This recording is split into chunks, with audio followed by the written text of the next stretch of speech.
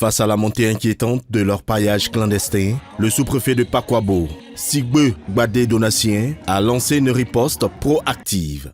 Il a récemment organisé une vaste tournée de sensibilisation à l'agricro, mobilisant autorités, ONG, experts et populations autour d'un objectif commun: promouvoir une exploitation minière responsable et durable.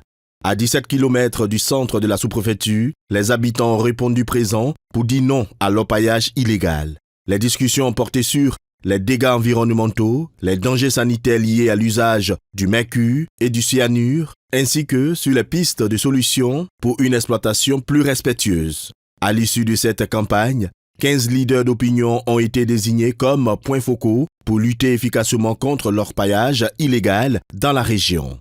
La mobilisation enregistrée ce jour témoigne de l'adhésion totale des populations à la lutte contre l'orpaillage illégal.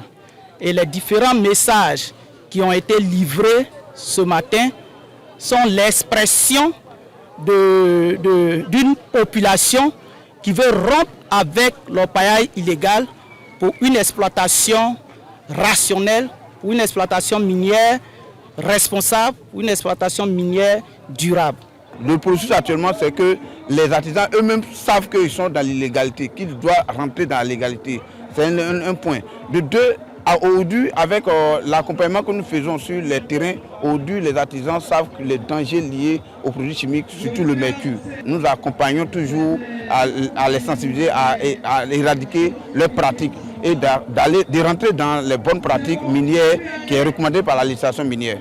La journée s'est achevée par une visite guidée d'un site minier artisanal autorisé à Pangba-Kwamekro, illustrant concrètement le modèle d'exploitation minière que pourrait adopter l'avenir de Pakwabo.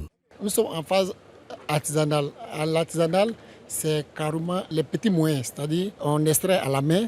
Vous avez vu le processus que nous avons décrit tout à l'heure au niveau de la base vie. L'extraction, il y a un site de stockage. Nous avons fait le site de stockage. On va au concassage. Après le concassage, on passe au traitement, à la laverie, puis on va à la récupération du minerai. Porté par cette dynamique, Pakwabo ambitionne de laisser derrière elle l'ère de l'orpaillage clandestin pour ouvrir un nouveau chapitre de richesse équitablement partagée et rigoureusement encadrée.